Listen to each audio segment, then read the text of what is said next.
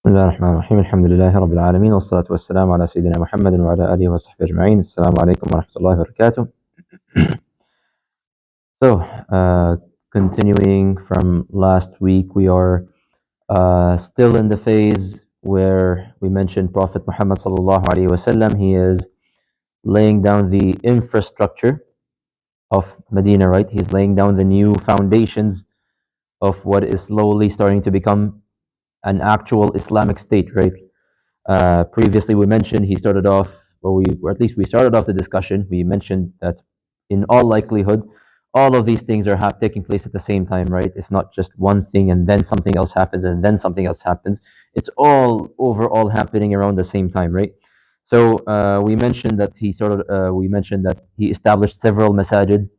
So there was the Masjid of Quba, and of course, primarily Masjid al-Nabawi, which is the headquarters for the da'wah and will continue to be the headquarters of the da'wah until until the end of the seerah, basically.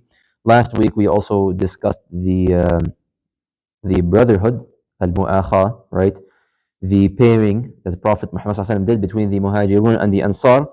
And of course, the purpose of that, as we mentioned, he wanted to destroy the social bonds of Jahiliyyah, you can say. He wanted to get rid of the bonds of Jahiliyyah, and he wanted to reform those bonds into Islamic bonds, bonds of ukhuwah, between brothers and between sisters in Islam.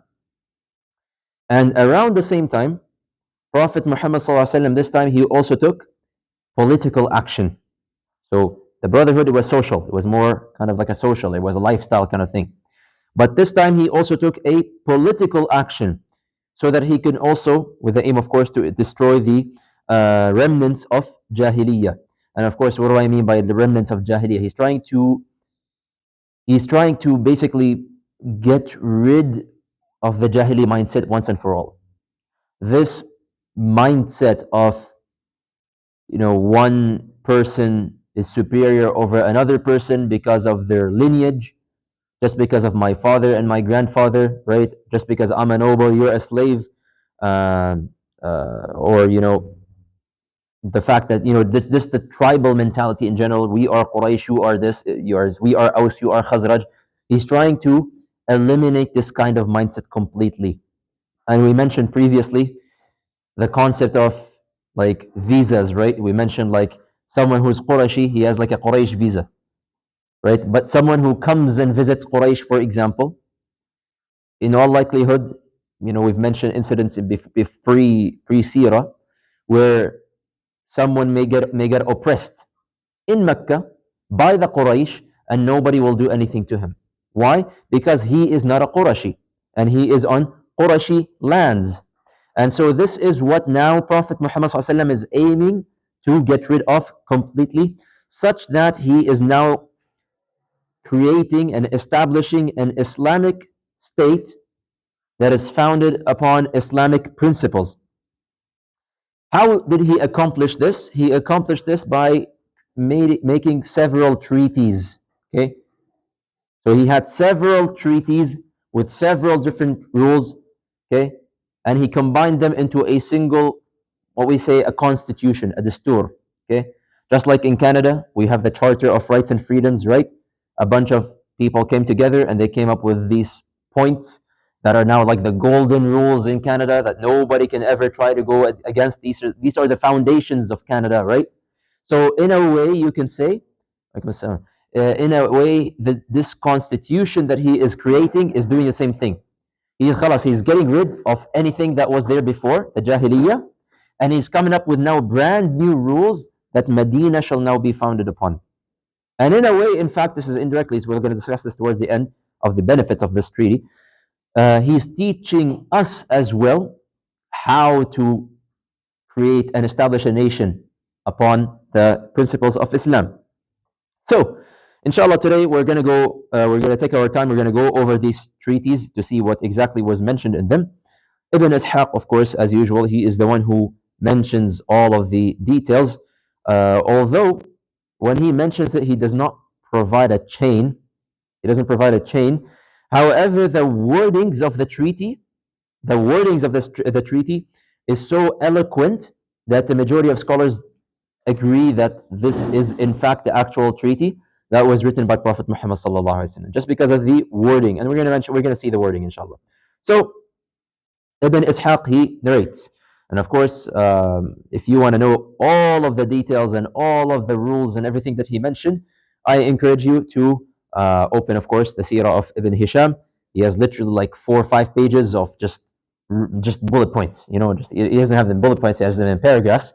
But in his paragraphs, he mentions everything that was mentioned. Okay, so today I'm not gonna, of course, take you through 5 pages of small text that is written in Ibn Hisham's Seerah. Okay, but we are gonna mention the khulasa. Okay, the most important and the most notable points to be mentioned. So Ibn Ishaq, he narrates and he begins and he says, وَكَتَبَ رَسُولُ اللَّهِ صَلَّى اللَّهُ عَلَيْهِ وَسَلَّمَ كِتَابًا بين المهاجرين والأنصار وادع فيه يهود وعاهدهم وأقرهم على دينهم وأموالهم وشرط لهم واشترط عليهم. So he's giving an introduction to what he is about to mention. He's saying that the Prophet Muhammad ﷺ, he wrote a treaty between the Muhajirun and the Ansar, and he also wrote a bunch of oaths and promises for and against the Jewish people and the other groups, and we're going to mention those as well. So basically, in a nutshell, these rules that I'm going to mention to you right now, you can divide them into 4 sections. Okay, if you organize all of these bullet points, you can organize them into 4 main groups. There are the rules and treaties that are related to the Muslims only, okay, between the believers, between the Muhajirun and the Ansar. And there are also the treaties that are between the Muslims and the Jewish people. And there are also certain rules that are between the Muslims and the mushrikeen, the pagans, because we mentioned at this point in time, there were pagans in Medina. Okay, there were pagans in Medina. And the 4th category is a bunch of rules that apply to everybody. Muslims, Jewish, pagans, everybody has to follow these rules. Okay, so I tried my best to organize all of them together into these 4 different groups. So he continues, Ibn Ishaq continues, and he says, بسم الله الرحمن الرحيم هذا كتاب من محمد النبي صلى الله عليه وسلم بين المؤمنين والمسلمين من قريش ويثرب ومن تبعهم فلحق بهم وجاهد معهم. This is a treaty by Muhammad, the Prophet of Allah صلى الله عليه وسلم, between the Muslims of Quraysh and the Muslims of Yathrib, and for all the Muslims that shall come after them, and the Muslims who shall come and perform jihad with them. Now, interesting here, he uses the word Yathrib here. He says Muslims of Yathrib. It doesn't say Muslims of Medina. And this is perhaps another indication that this is happening very early on in Medina. So this is most likely happening. So again, this is kind of adding on to the evidence that in all likelihood, the brotherhood, the building of the masjid, and this treaty are all happening around the same time, almost as soon as Prophet Muhammad ﷺ is entering into Medina. Okay, because of course we mentioned very early on, Yathrib was renamed to Medina, but here he's saying Yathrib. Okay, so then he lists them down. Okay, so we'll go through them bullet by bullet, inshallah. So he says, now he's talking about the Muslims. إنهم أمة واحدة من دون الناس. All the Muslims together are one ummah that is different from all the other nations from before them. It's a unique ummah. It's a different ummah. The bonds between a Muslim and a Muslim is a very unique bond. So he says that we are now an ummah different than all the other nations that currently exist on the face of this earth. Then he goes and he lists a whole bunch of tribes, like 30, 40 of them. But he says the same thing about every one of them. So he says, كل فريق من المؤمنين على ربعتهم يتعاقلون بينهم وهم يفدون عانيهم بالمعروف والقسط بين المؤمنين وإن المؤمنين لا يتركون مفرحا بينهم أن يعطوه بالمعروف في فداء أو عقل. SubhanAllah, even the Arabic, even if you know Arabic, this is like a difficult sentence to translate. But essentially what he's trying to say, so he lists a bunch of sub-tribes. But he says for each of these sub-tribes, they're going to be left with the same responsibilities that they had before Islam came. Meaning, I'm not going to now barge into your town and just change whatever you guys are doing. Okay? Whatever you guys were working on, whatever your specialty was, you guys keep doing that same thing. Okay? The Muslims of Quraysh have their own responsibilities. The Banu Sa'ida have their own responsibilities. The Banu Auf have their own responsibilities. They shall each take care of their own disputes. Anything related with fidya, blood money, anything to do with prisoners of war, anything that they have to, ransom money that they had to pay. They have each tribe is individually responsible for their own matters, and believers shall cooperate together when it comes to helping the weaker member of society. Okay, so we're helping those who are poor, who are less fortunate, who are weaker. We shall cooperate together when it comes to helping them. Now, why is he saying this? Why is he saying that each tribe is responsible for its own self? It makes sense. Okay, so yes, today we are a Muslim ummah, yet we have different nations, and every nation has its own matters that it's responsible for. Okay, if a Muslim nation gets in a conflict somewhere because of an internal conflict, okay, they got in a fight and one person killed another person, or something happened and there was blood money that had to be paid, you guys started it, you guys deal with it. Okay, yes, we are one ummah, but he's also laying down the fact it's not communism. Okay, it's not communism. Khalas, we are all, we all earn the same amount of money, and we all, this is not communism. Every tribe still has its own responsibilities, but we are under one umbrella, and that is the umbrella of Islam.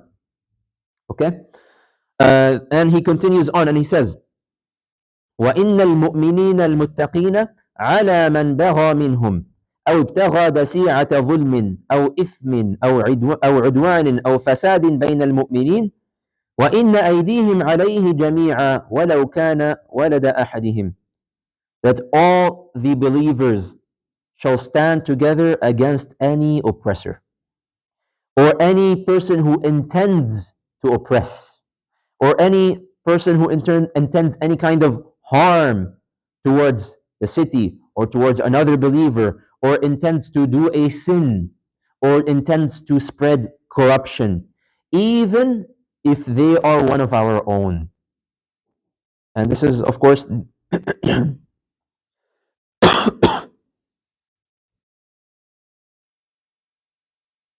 this is, of course, excuse me. So this is, of course, the essence of, sorry, I don't know what's going on. This is the essence of what Islam is coming to teach us, of course, right? This is even mentioned in the Quran, that if two tribes or two groups fight against each other, it's our responsibility to fix the relations between them. But if one of them persists in oppressing the other, it's our duty to stand against the oppressor. And he is teaching them this, which is, of course, opposite to what they are used to in Jahiliyyah. Jahiliyyah is every man for himself. Jazakallah khairan. Appreciate it.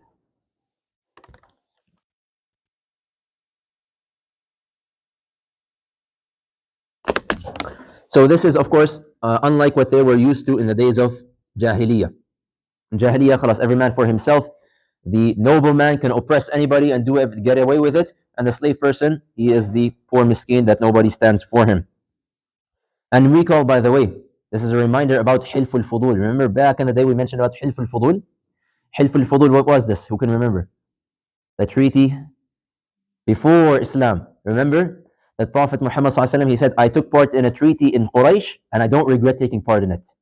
Where the Quraysh got together and they said, we're going to stand against anyone who oppresses anyone. We're going to give everybody their right. So why does he not? And so remember, he's saying, I don't regret that, and now he's bringing it into his foundations of this new, into this treaty now. He continues on and he says, وَلَا يَقْتُلُ مُؤْمِنٌ مُؤْمِنًا فِي كَافِرٍ وَلَا يَنْصُرُ كَافِرًا عَلَى مُؤْمِنٍ. Believers should not fight or kill one another over a disbeliever, or they should not aid a disbeliever against another believer. This is Not allowed. So he's again growing the spirit of brotherhood between each other. That no matter how much you hate someone or no matter how much you dislike them, you don't go as far as to backstab him or to gang up on him with another person. You know, the enemy of your enemy is your friend. It doesn't work that way in Islam. Okay. وإن ذمة الله واحدة يجير عليهم أدناهم.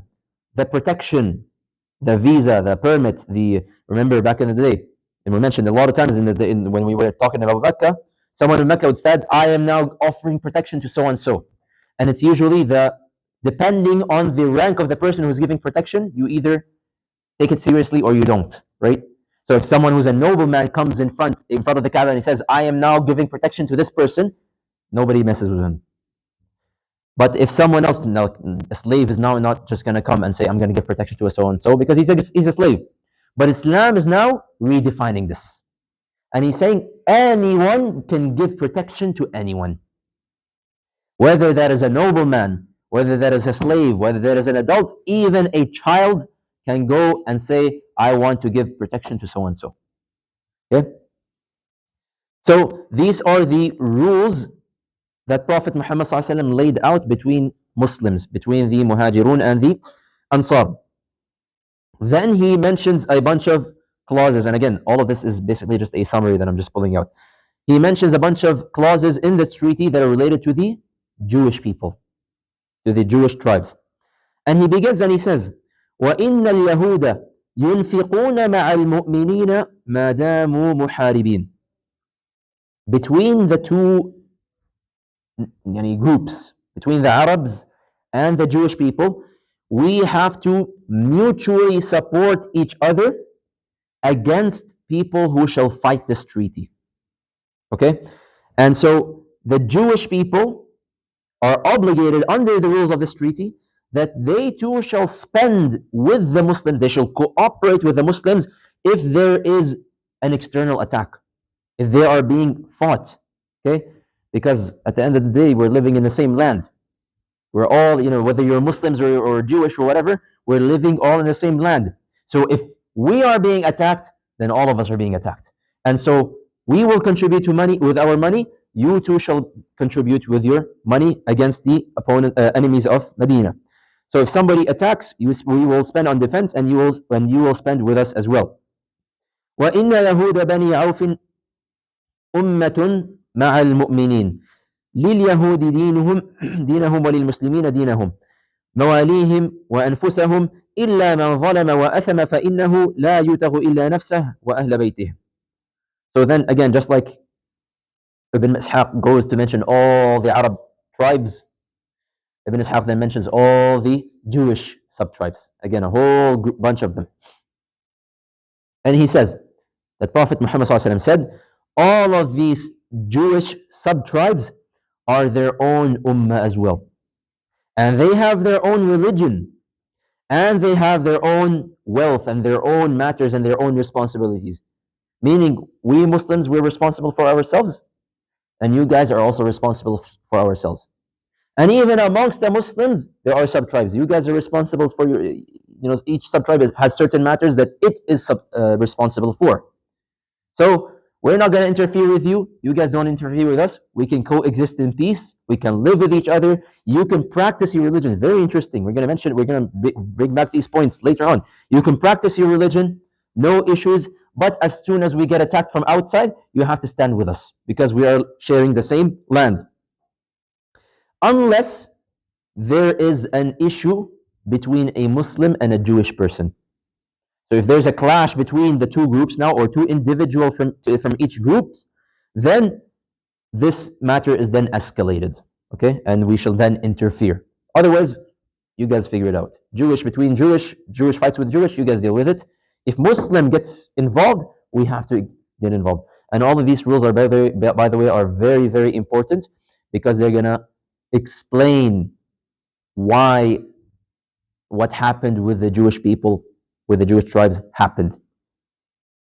Because we're going to see that they willingly broke these rules knowing what was going to come to them. They said, Prophet Muhammad laid out the rules. He said, you guys are in agreement, you guys are cool with these rules. We said, we're cool with these rules. We agree, we agree. Then later what happens?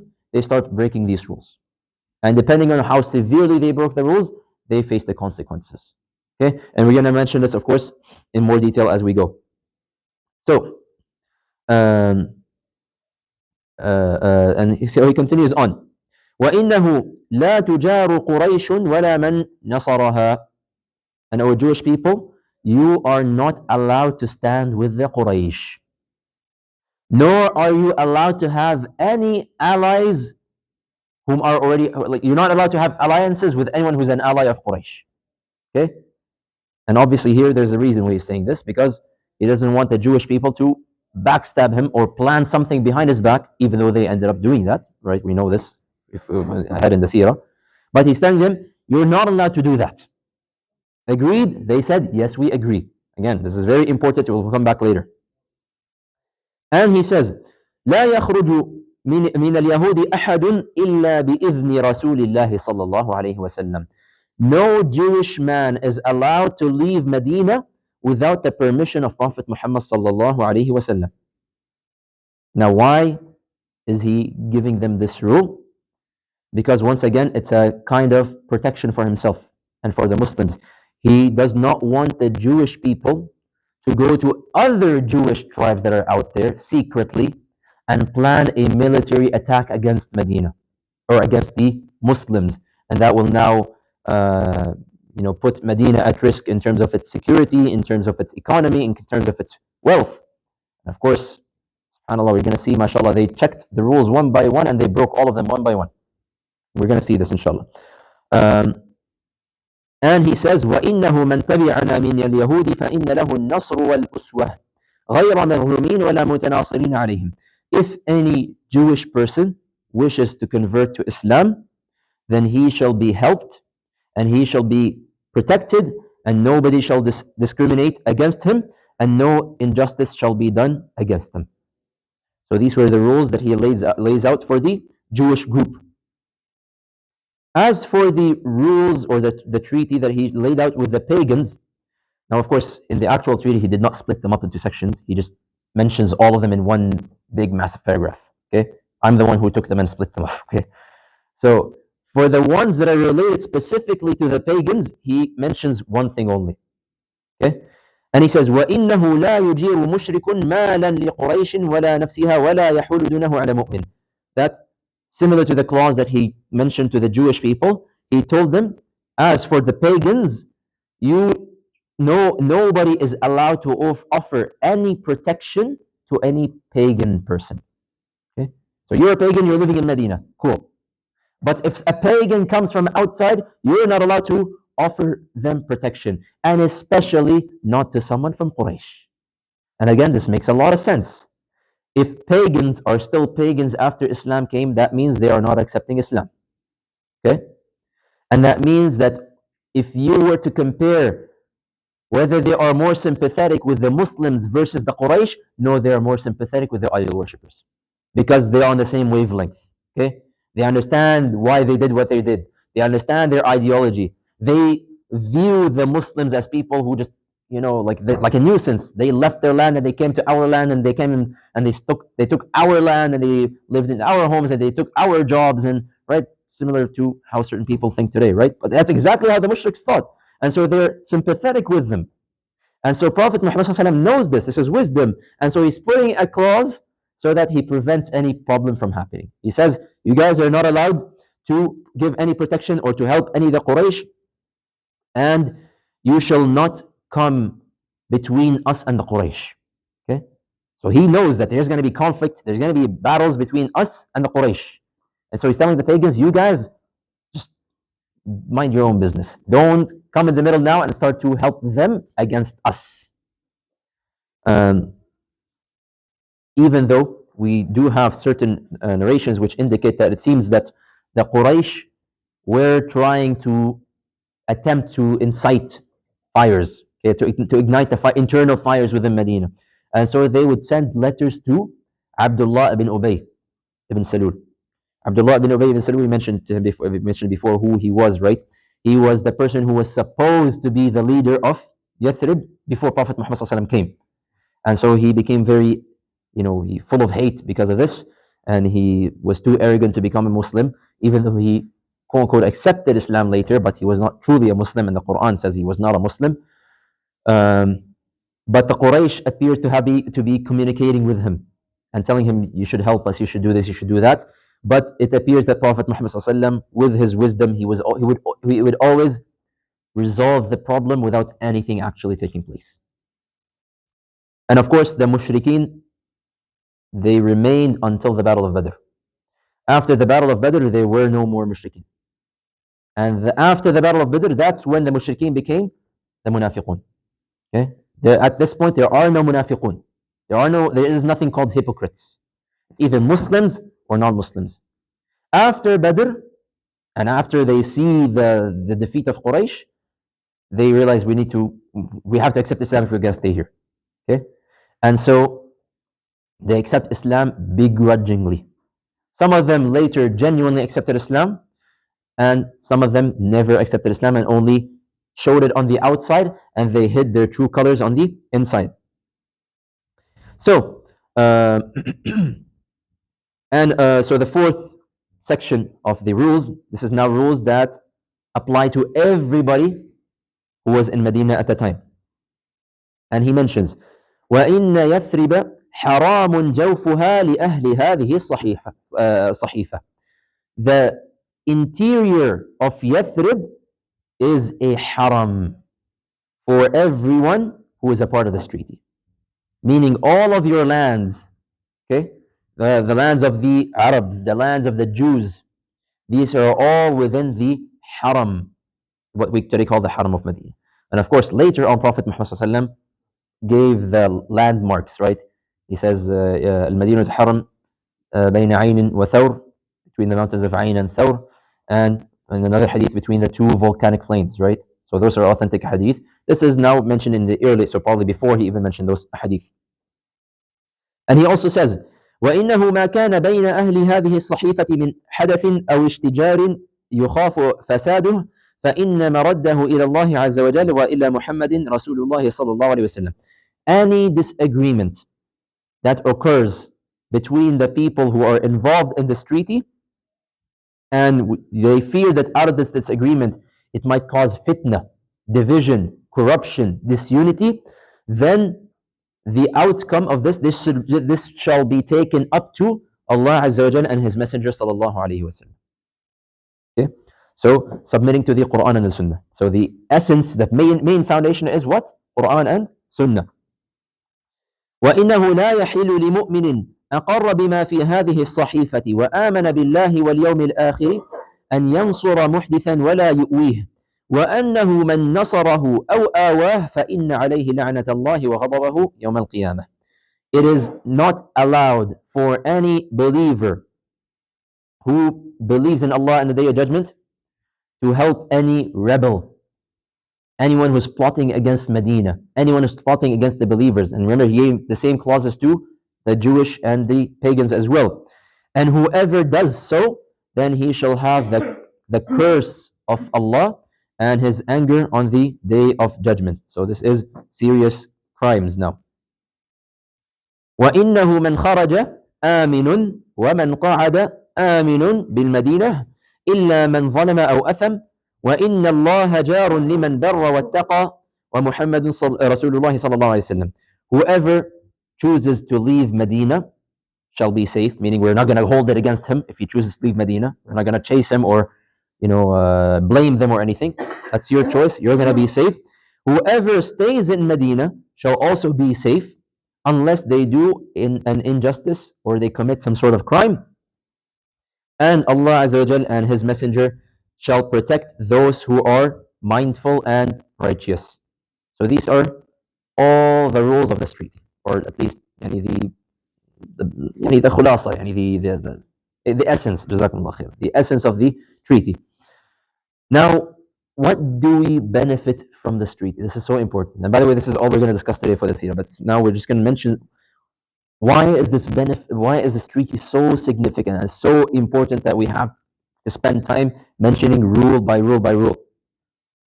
It's very important because it had many long-term effects. Okay, it established, it showed us how it truly established an Islamic state, and it teaches us, it gives us the blueprint. Like, ya akhi, you want to establish a nation upon Islam, founded upon the Quran and Sunnah, here are the rules. It's all there. It's in Ibn Hisham. Open the books, there's all the rules that you need. There's your constitution. There's your charter of rights and freedom. This is how believers should live. This is how disbelievers should live. This is how it should happen. What should happen in times of conflict. What happens in times of internal conflict, brings it to Allah and His Messenger. What happens in external conflict? Regardless of what our beliefs is, we set that aside, we unite together, we fight against the external threat. This is the foundation of a successful nation. Period. Very simple. And as you can see, the rules, there's nothing complex. There's no all of these laws that they have in the books of law today, mashallah, thick books, and section I in portion E, I don't know what they say in the court, right? They tell you according to this, and that, right? That's very simple. Very, very simple. This is the foundation of a successful Islamic state. And by the way, this was unprecedented in Arabia, or in history in general. Never before this point has a nation ever been founded upon a religion. A nation has always been founded upon culture, upon tribalism, upon nationalism, okay? Jahiliyyah, lineage. Never before has it ever been based upon religion. So this was a first for everybody, to see an actual religious state come up. And Prophet Muhammad ﷺ also teaches us through this treaty the justice of Islam. Look at the rules, subhanAllah. You hear all of these accusations of anti-Semitism. Oh, your Prophet hated the Jews. Oh, your Prophet expelled them. He massacred them. He did this, this, and that. You Muslims, you hate the Jewish people. SubhanAllah. You read the treaty one by one, point by point. Where is the injustice to the Jewish people? He is literally telling them, you guys have your own land. You guys have your own responsibilities. You get to keep your businesses. You get to keep your wealth. You get to keep your culture. He's not even forcing them to become Muslim. He's saying, you don't want to become Muslim? You can stay as Jewish people. You have your own matters. We're not going to interfere with them. We just ask that if someone attacks from outside, help us out. And we just ask that you don't go outside without us knowing and seeking assistance from someone else so that you can cause harm to us. Where is the injustice? Where is the anti-Semitism? Where is the hatred towards the Jewish religion here? So in fact, it shows us the perfect justice of Prophet Muhammad ﷺ that he established upon the Jewish people, and it was them who refused it. Or initially they had accepted it, and then and they thought that Islam was just something passing by. Quraysh eventually was going to attack and they were going to kill the Muslims and whatnot. When they realized this was not going to happen, they held a grudge against the Muslims. And they realized that they were not going anywhere. And again, we'll talk about this very shortly, inshallah. And honestly, this is the irony here. If the Jewish people had honored this treaty and they stuck to the rules of this treaty, they would have benefited the most. And they would have lived in honor. And we mentioned before that before Prophet Muhammad ﷺ came, the Jewish people overall, they were the ones who were on top. They were the top class. They were the wealthy. They were the civilized. They were the educated. They were the literate people. And Prophet Muhammad ﷺ, in fact, when he first arrived to Medina, we're going to talk about this probably in the next couple of classes or so, he used to admire the Jewish people. And he would say, whatever you see them doing, do the same thing as them. He would see them praying outside without their shoes on. He would pray outside without their shoes on. He would see them wearing a certain hairstyle. He would wear the same hair and make the same hairstyle as them. He admired, he looked up to them. And subhanAllah, if they only honored this treaty, wallahi, they would have been honored. Probably in this life and in the after perhaps as well. However, what happened to them happened because they willingly went against the treaty that they had agreed upon, fully aware of the consequences that they would face. And we also get to see at this point in the Seerah, the tide has truly shifted now. Prophet Muhammad ﷺ is now rising as a political leader. This is no longer the same days of Mecca. Yes, he was the prophet in Mecca. He was the leader of the Muslims, but he didn't have any power to himself. He didn't have any political name, you can say. Of course, he's Rasulullah, but in terms of politics, who was he? He wasn't a leader of Quraysh. He was someone like he was someone who was a noble person from Quraysh, but that was about it for him. But now we get to see the tide is shifting. So the Muslims are now big in number, enough so that he can truly be called a political leader, a military leader, as we're going to be seeing, very shortly as well in the Battle of Badr. And it shows us now who's in charge. He is now the one who's spreading the rules for the Jews and the pagans and for everybody in Medina. And only a person who is in charge and who has the political power and the ability is the one who gets to hold the pen and to write this treaty. Now, of course, he's not the one who's writing it. Okay, he's probably telling someone. It's not mentioned who wrote the treaty for him. But Prophet Muhammad, of course, for the rest throughout his life, he never knew how to read or write. Also, we get to learn, contrary to what some extreme Muslims believe in, Sharia guarantees freedom of religion. What more clearer evidence do you want in the Seerah? You have literally rules for the Muslims, rules for the Jewish, rules for even the pagans, the idol worshippers. And you would have thought that Islam would have come and told at least the idol worshippers, don't worship statues, you're doing shirk, this is haram, this is the greatest sin in Islam, you have to convert.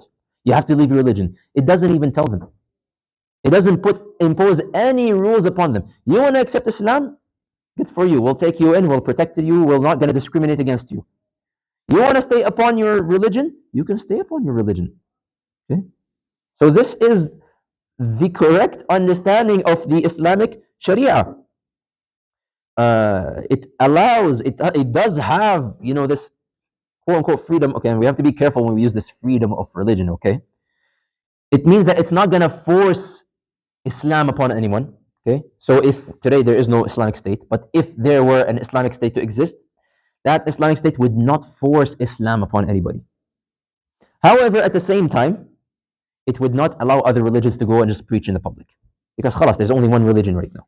This is the main religion of the state that we are living in, that is Islam. So the pagans, for example, they're not allowed to go walk in the streets and say, guys, come and worship these statues. They're not allowed to do that. You want to practice, you can practice in private. This is in a nutshell, the rules of practicing religion in a Sharia-based nation. Non-Muslims were allowed to worship their gods. They were even allowed to sell alcohol. And subhanAllah, in a Muslim state, they were allowed to continue doing their things. Nobody was forced to be a Muslim. And of course, this is the irony here, because we are always the religion who's accused of being intolerant, and that we only want Muslims and we only want Sharia law.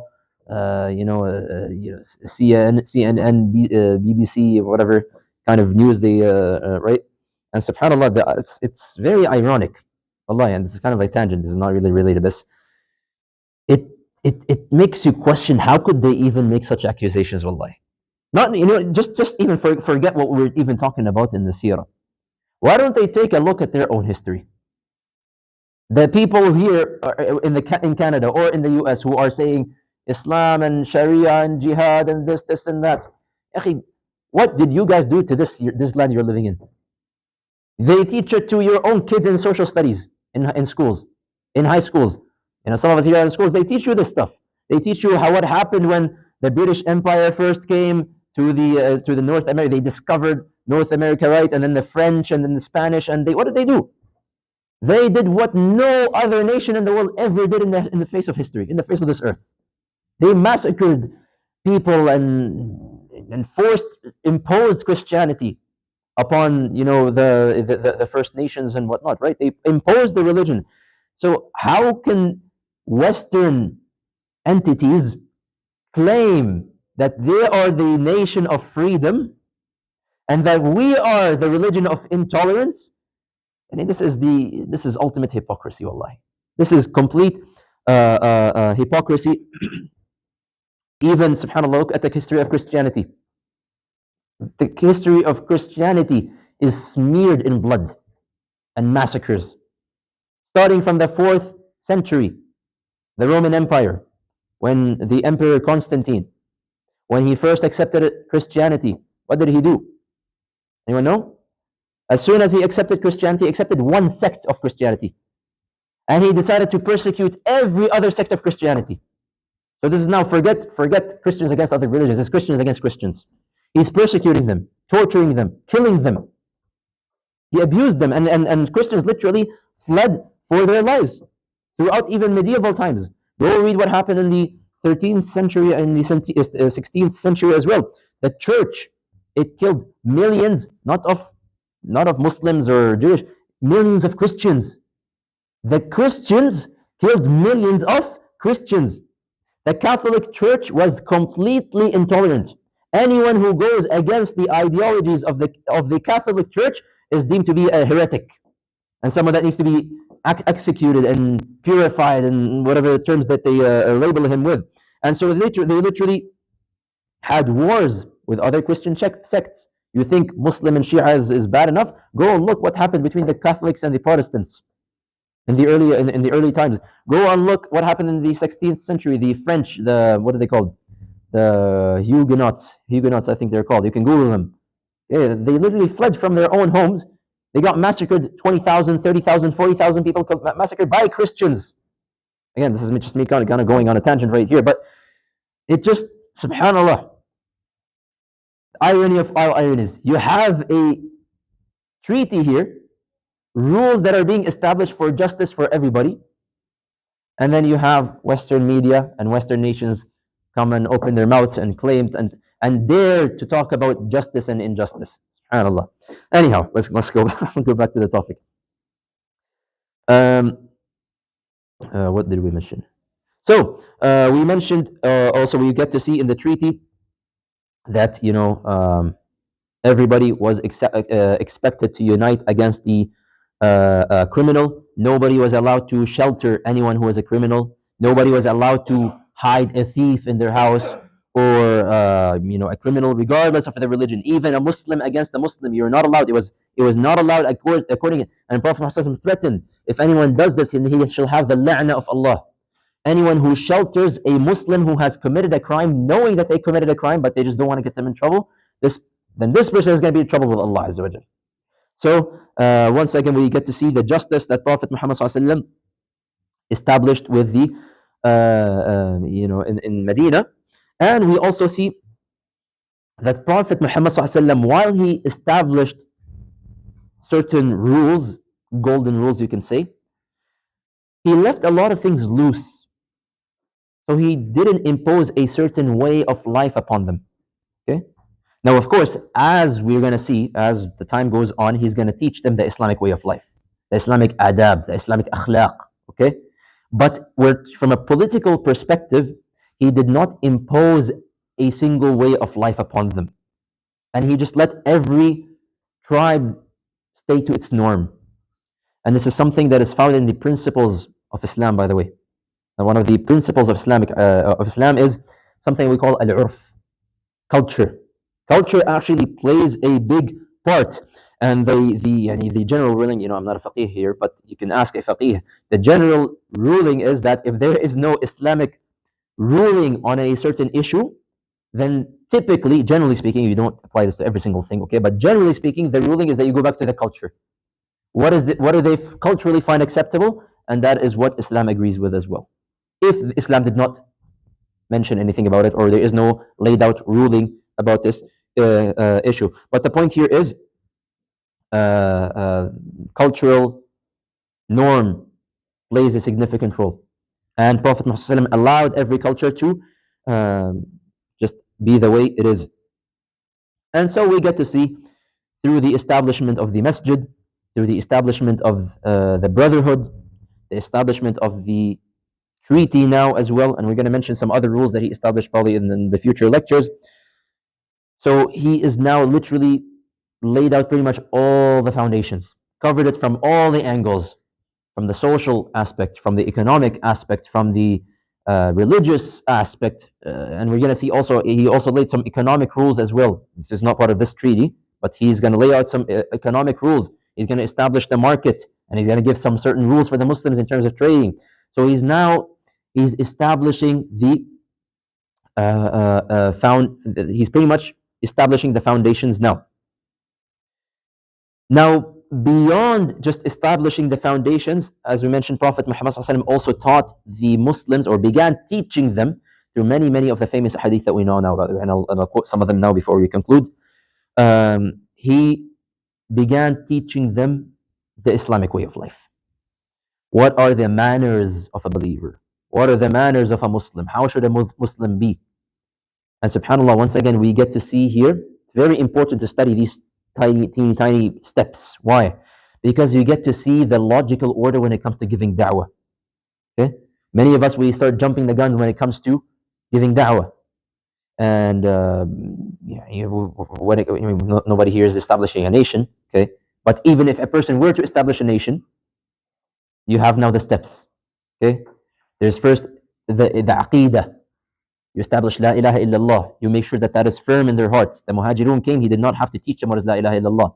The Ansar, he taught them what is La ilaha. He sent Mus'ab ibn Umair before he even came. He sent Mus'ab ibn Umair for what? To teach them what is La ilaha illallah. Once that was firm in the heart, the obligations are now coming. Right now, the only obligation is Salah. Right now, the only obligation is Salah. And of course, there's the fasting of the 10th of Muharram, which was a faridah, it was obligated upon them at this point, which would later be abrogated when the fasting of Ramadan would come. We're going to talk about this inshallah. But the point is, now the obligations are coming in. When a person has La ilaha illallah firmly established in their heart, they're going to have no problems whatsoever praying 5 times a day, or praying or fasting, or doing hajj, or telling them to give zakah or whatever. And this is something we need to bear in mind in 2024 as we live in a non-Muslim community. You are giving da'wah, whether it's at school or university or at work. You are currently a walking da'wah. But what are the steps? You have to start by teaching them what is La ilaha illallah. That is, you cannot skip that step. You cannot, when someone walks into the masjid and says, I want to accept Islam, and he just says the shahada, the first thing that you should tell him is not go and go start praying. This is the problem today. We tell them, oh, by the way, just so that you know, in Islam, now that you're a Muslim, now that you said La ilaha illallah, good for you, alhamdulillah, hugs, pictures, whatever, give him the thawb, okay? Yallah, okay. Now you got to start praying 5 times a day. You got to do this, you got to do that. 1, 2, 3, 4, 5, 6, 7. 3 days later, he's like, I don't want Islam anymore. What do you expect? You didn't lay down the foundations. You're building something when there is no foundation. What do you think is going to happen? You have to lay down the foundation. You have to teach them La ilaha illallah, and then build on top of that. Now, of course, it's important to tell them the obligations. We don't tell them to take it easy on them. That's important. But what am I spending the majority, the bulk of my time with them on? To teach them their aqeedah. Once that is firm, the obligations. Once that is established, or while telling them the fara'ib, we also teach them the adab. And that is what makes a mu'min. That's what built the Sahaba from scratch, literally. And so he taught them, he gave them the obligations, and now he literally built an Islamic environment for them, right? And now he reformed the Jahili foundations. He took that away and he replaced them with Islamic foundations. And now it's time to reform the Jahili akhlaq and the Jahili norms. And so this is where we get a lot of the hadith, and I'll just mention a couple of them and then we'll probably just wrap up. So a man one time came to Prophet Muhammad sallallahu alaihi wasallam. This is all authentic, by the way. And he asked him, Ayyul Islami khair? What's the best type of Islam? What's the best manifestation of Islam? And he told him, تطعم الطعام وتقرئ السلام على من عرفت ومن لم تعرف. You feed people and you give salam to those whom you know and those whom you don't know. Step by step teaching. In another hadith, Abdullah ibn Salam, and Abdullah ibn Salam, his story is very interesting, even because he was a Jewish. And he was a Jew when Prophet ﷺ accepted Islam, and he converted to Islam. But we don't have the time right now to mention the story. But he says, the first thing I heard Prophet ﷺ say when he arrived to Medina, أَيُّهَا النَّاسِ أَفْشُوا السَّلَامِ. This is the famous hadith. أَفْشُوا السَّلَامِ. Spread salam amongst one another. Give salam. Say assalamu alaikum wa alaikum assalam. Say handshake, shake hands with each other. SubhanAllah, nowadays, unfortunately, The older person doesn't want to give salam to the younger person. The younger person is like, oh, the older person should give salam first. That doesn't. This person doesn't give salam. That person doesn't give salam. Nobody ends up giving salam. What's going on? Afshu salam. The first thing he's saying, afshu salam. وأطعموا الطعام, and feed the poor. وصلوا الأرحام, and connect the ties of kinship. وصلوا بالليل والناس نيام, and pray at night when people are sleeping. تدخل الجنة بسلام. You shall enter Jannah with peace, peacefully. In another hadith, again, all of these probably hadith that we all heard. لا يدخل الجنة من لا يأمن جاره بوائقه. A person whom his neighbor does not feel safe from him shall not enter Jannah. Once again, he's teaching them, be good to your neighbors. He's teaching them, feed the people in front of you. Be generous, don't hold, give. Give salam to the person whom you know, whom you don't know, whether you like them or you don't like them. This is how you get the bonds in a community growing. And wallahi, I wish we as a Muslim community would apply 10% of these teachings. Wallahi, we would see a completely different ummah today. We would see a completely different community, even here in the Southwest Masjid, even here in Calgary. So make it a goal.